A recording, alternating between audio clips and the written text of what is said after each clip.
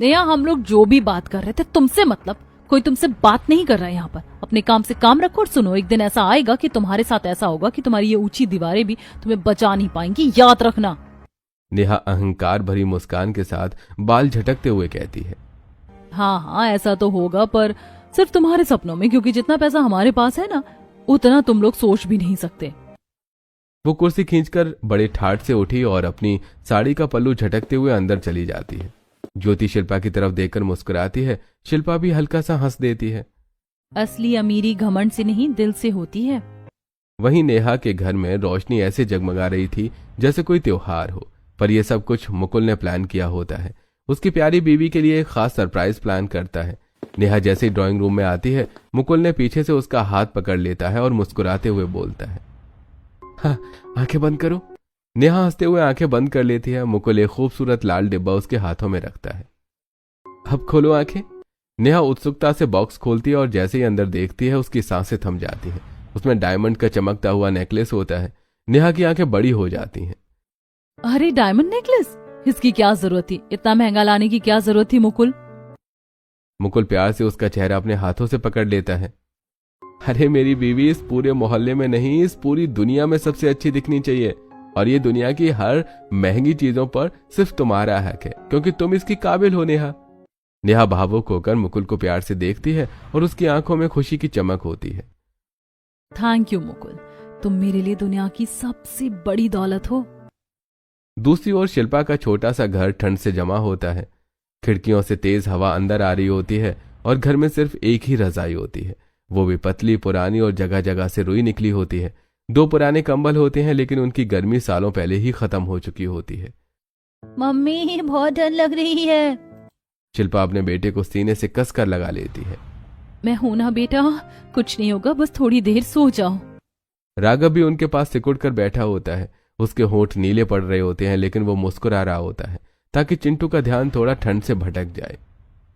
अरे हीटर समझकर मुझे पकड़ लो, मैं सबसे गर्म हूं। वो सोने का नाटक करता है, पर उसकी आवाज में दर्द साफ दिख रहा होता है। शिल्पा रजाई का बड़ा हिस्सा चिंटू की तरफ कर देती है। खुद सिर्फ बॉर्डर पकड़े सोने की कोशिश करती है। चिंटू देखता है कि माँ कांप रही है। वो अपने छोटे से हाथों से रजाई का एक हिस्सा उसकी तरफ कर देता है। आप भी अंदर आ जाओ ना, आपको ज्यादा ठंड लग रही है। शिल्पा की आंखें भर आती हैं। वो बच्चे को और कसकर अपनी गोद में भर लेती है। मैं ठीक हूँ बेटा, माओ को ठंड नहीं लगती, उन्हें सिर्फ अपने बच्चों की ठंड लगती है। राघव मजबूरी में मुंह फेर लेता है। उसे अपने घर की ऐसी हालत देखकर बहुत रोना आता है। एक दिन मैं तुम्हें इस ठंड में कभी कांपने नहीं दूंगा, कसम है मुझे। अगले दिन मोहल्ले की सभी औरतें रोज की तरह बाहर खड़ी बातें कर रही होती हैं। शिल्पा अपने बच्चों के कपड़े सुखा रही होती है। ज्योति चाय का कप पकड़े चुस्की ले रही होती है। उसी समय दरवाजा धड़ाम से खुलता है। नेहा हील्स की खटखट करती हुई बाहर आती है। सारी नजरें उसकी तरफ मुड़ जाती हैं। उसने बेहद चमकदार साड़ी पहनी होती है और उसके गले में वही चमचमाता हुआ डायमंड नेकलेस होता है। नेहा ने बाल पीछे करके और जानबूझकर रोशनी की तरफ खड़ी हो जाती है ताकि नेकलेस की चमक उसकी आंखों पर पड़ सके। कैसा लग रहा है मेरा नया डायमंड सेट? मुकुल ने सरप्राइज दिया मुझे कल रात। कहते हैं मेरी बीवी दुनिया की सबसे खास है। वो जानबूझकर शिल्पा और ज्योति की तरफ देखती है। देख लो तुम लोग, कभी नहीं पा सकती ये सब।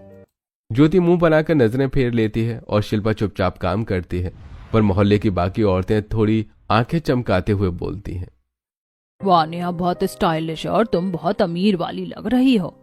नेहा और ज्यादा गर्दन उठा लेती है। नेकलेस को हाथ से पकड़ते हुए बोलती है, अरे मेरे पास तो ऐसे कई सेट है, क्या करूं, हर चीज बस मेरे ऊपर ही सूट करती है।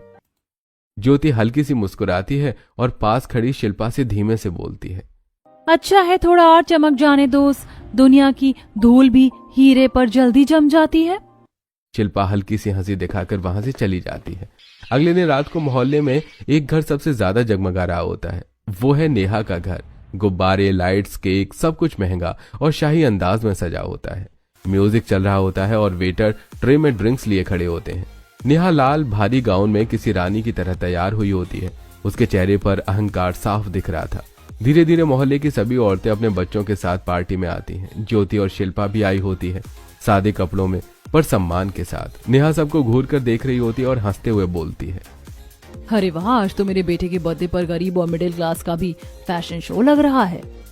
सब औरतें एक दूसरे को देखने लगती हैं, मगर शिल्पा आंखें झुका लेती है। फिर नेहा शिल्पा के पास आती है और जमकर अपमान करने लगती है। शिल्पा, तुम यहाँ भी आ गई? तुम्हारे पास तो पहनने को ढंग की साड़ी भी नहीं थी ना। और हाँ, बच्चों को दूर रखना, केक के पास से गंदे हाथ लग गए तो।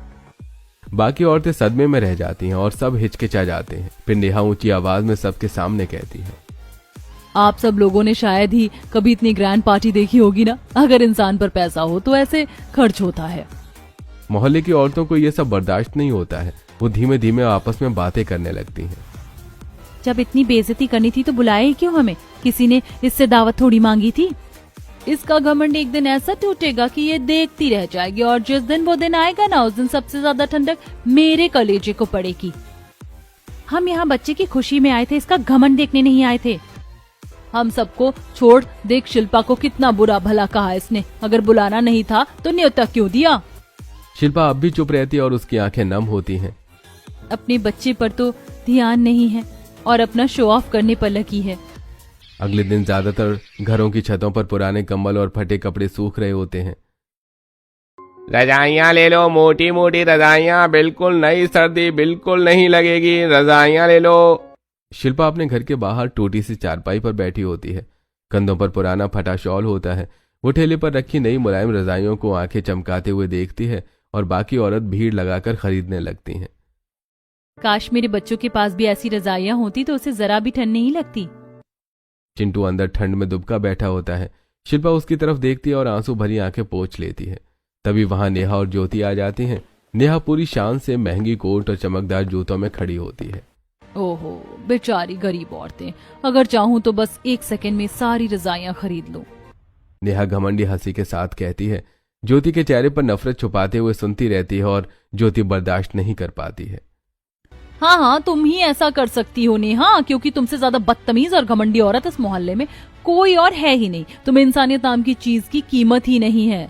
तुम्हारा काम ही है दूसरों को नीचा दिखाना। अच्छा, तो अब तुम मुझे बदतमीज कहोगी? वो ठेले वाले को बुलाती है। ठेले वाले, इधर आओ पहले। ठेले वाला घबराया सा आता है। नेहा पर्स में से कई नोट निकालती है। सुनो, ये सारी रजाइयां पैक करो अभी इसी वक्त, सब मैं लूंगी। ठेले वाला खुशी खुशी रजाइयां उतारने लगता है। पूरे मोहल्ले की औरतें वहीं खड़े होकर ये तमाशा देख रही होती हैं। देखो, पैसों की गर्मी है, इंसानियत की नहीं। मदद कर सकती थी पर नहीं, इसे तो लोगों को तड़पाना अच्छा लगता है। जिस दिन इसे हमारी जरूरत पड़ेगी ना, उस दिन कोई इसकी तरफ देखेगा भी नहीं। सबकी आंखों में नेहा के लिए नफरत और गुस्सा भर चुका होता है। याद रखना नेहा, इंसानियत से बड़ी कोई दौलत नहीं होती। तुम लोग जो सोचना है सोचो, मुझे परवाह नहीं है।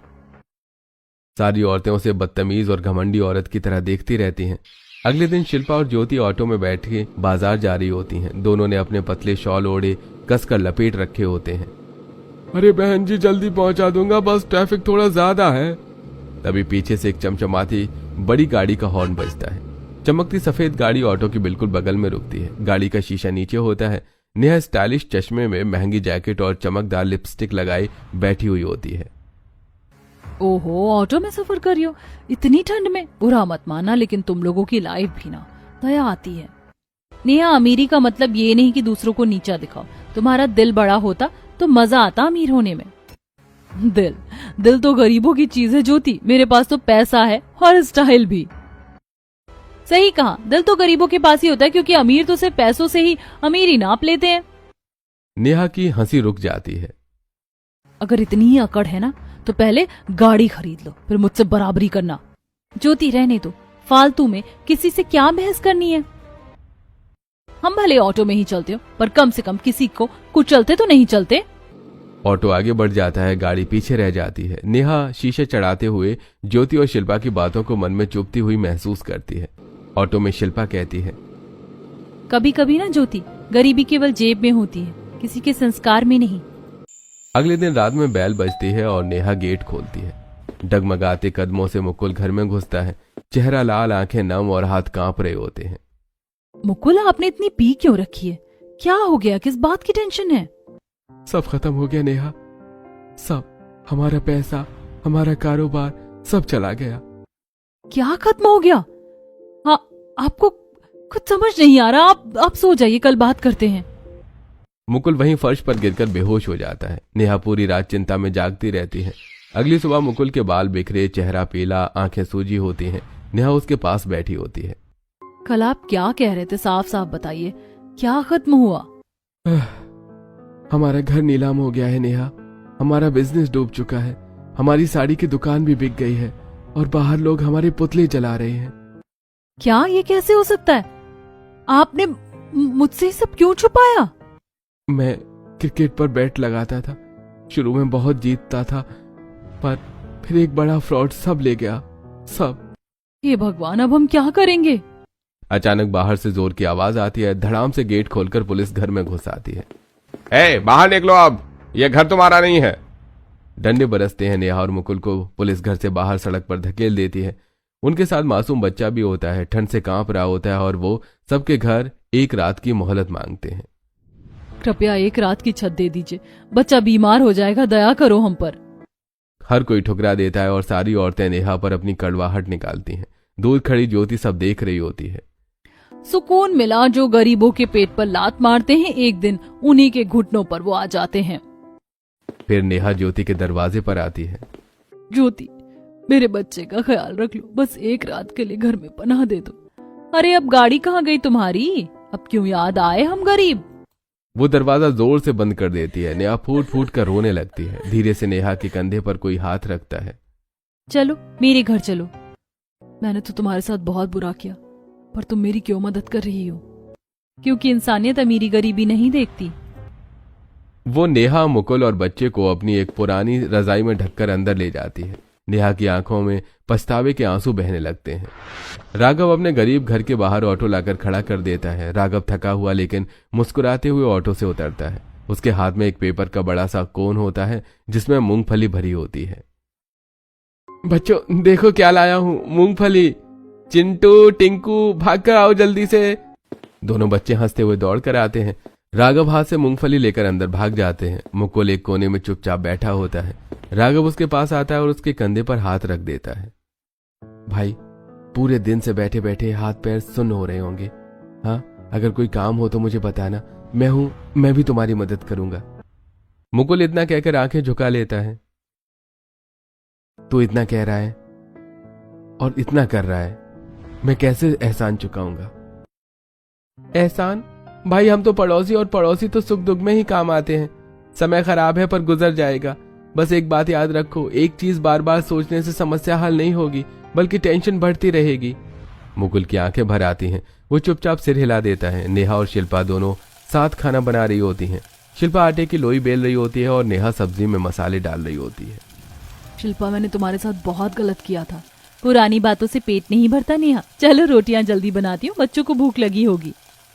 नेहा के हाथ कांप रहे होते हैं। चमचा गिरते गिरते बच जाता है। कोई बात नहीं, इन सब की आदत नहीं होगी तुम्हें, धीरे धीरे सब सीख जाओगी। सिर्फ तुम्हारी एक रजाई ने मेरी नजरों में अमीर गरीब का फर्क मिटा दिया शिल्पा। तुम्हें सब समझ आ गया। इससे ज्यादा खुशी की बात तो मेरे लिए कुछ नहीं है। बस दाल मत जलाना, यही काफी है। दोनों हंस पड़ती हैं। अगले दिन नेहा बाहर झाड़ू लगा रही होती है। वो बहुत धीरे धीरे सफाई कर रही होती है, क्योंकि उसने ये सब काम पहले अपने अमीर घर में कभी नहीं किए थे। तभी मोहल्ले की 3 औरतें दूर खड़ी होकर उसे घूरते हुए फुसफुसाकर बातें करने लगती हैं। अरे देखो, पहले तो आलीशान बंगले में रहती थी, आज शिल्पा के घर के बाहर झाड़ू लगा रही है। लगता है शिल्पा ने इसे सही लाइन भुला दिया। सही कहा, बहन बहुत अकड़ थी इसमें, अब नौकरानी बना दिया इसे। शिल्पा ने तो पूरा बदला ले लिया। इसके साथ होना भी ऐसे चाहिए था। जब हम सब ने इसे ठुकराया, बेचारी शिल्पा ही बस मजबूरी में रख रही होगी इसे। तभी ज्योति भी बाहर आ जाती है। मैंने पहले ही कहा था ना, घमंड करने वाले हमेशा आसमान से गिरकर धूल में ही मिल जाते हैं। उनकी हंसी की आवाजें नेहा के दिल में 1000 सुइयों की तरह चुभती हैं। नेहा झाड़ू रोककर दीवार से टिक जाती है। आंखों में एकदम से आंसू भर आते हैं। हाँ, मैं गलत थी, मैंने सबका दिल दुखाया, पैसों के घमंड में अंधी हो गई थी। यही वजह है कि मुसीबत में किसी ने साथ नहीं दिया मेरा। मैं सच में कितनी बुरी थी, पैसे के नशे में इंसानियत भूल बैठी। वो दीवार के सहारे बैठ जाती है, चेहरा दोनों हाथों में छुपा लेती है। पास ही खड़े चिंटू और टिंकू अपनी अपनी मुट्ठी छोटी उसमें मूंगफली पकड़े नेहा को रोता हुआ देखते हैं और उसके पास आ जाते हैं। आप रो क्यों रही हो? बस अब मम्मा अच्छी बनना चाहती है बेटा, सबके लिए, खुद के लिए। अगले दिन सुबह रसोई में पतली दाल उबल रही होती है और शिल्पा तवे पर 2-3 रोटियां सेक रही होती है। शिल्पा पहले प्लेट में खाना लगाती है और पहले टिंकू के लिए लेकर जाती है। मम्मा आप पहले टिंकू भैया को क्यों दे रही हो? मैं तो आपका अपना बेटा हूँ ना। शिल्पा घुटनों के बल बैठकर चिंटू का चेहरा अपने हाथों में लेती है। बेटा हमारा वक्त तो जैसा तैसा निकल रहा है, पर टिंकू भैया का समय बहुत मुश्किल में है। उनका घर जा चुका है, उनके पास ना गर्म कपड़े हैं ना ढंग का खाना। अगर हम उनके साथ थोड़ी थोड़ी सी रोटी बांट देंगे तो भगवान हमें और खुश रखेंगे। तो मम्मा टिंकू भैया को मेरा हिस्सा भी खिला दो। शिल्पा की आंखें नम हो जाती हैं। वो चिंटू को गले से लगा लेती है। उधर नेहा दरवाजे के पास खड़ी होकर ये पूरी बात सुन लेती है। उसकी आंखों में भी आंसू भर आते हैं। वो पास आती है और कहती है, शिल्पा तुम अपने बेटों से भी ज्यादा मेरे बेटे का ख्याल रख रही हो। तुम कितनी अच्छी माँ हो और इंसान भी। बच्चे सब भगवान की देन होते हैं नेहा, किसी के भी हो, भूखे नहीं सोना चाहिए। नेहा चुपचाप नीचे देखती है। उसी रात शिल्पा और राघव पतली चादर में कांपते हुए सो रहे होते हैं और उसी कमरे में दूसरी तरफ नेहा, मुकुल और टिंकू एक रजाई में आराम से लेटे होते हैं। मुकुल देखो, हम इनके घर में इतने दिन से रह रहे हैं और ये बेचारे अपने आप को इस ठंड में एक चादर से ढक रहे हैं। हमने इनके साथ कितना बुरा किया है, फिर भी इनके दिल में जरा सी नफरत नहीं है। हाँ, मुझे तो शर्म आ रही है। इतनी बड़ी इंसानियत है इनकी और हम बस पैसों के घमंड में अंधे बने हुए थे। मैं सोच रही हूँ क्या हम कभी यह एहसान चुका पाएंगे। मुकुल चुप हो जाता है और गहरी सोच में डूब जाता है। अगली सुबह राघव ऑटो ठीक कर रहा होता है। मुकुल हिम्मत करके उसके पास आता है। भाई एक बात पूछूं? मेरी साड़ी की दुकान में काफी माल पड़ा है। अगर मैं उसे यहाँ घर में रख दूं तो?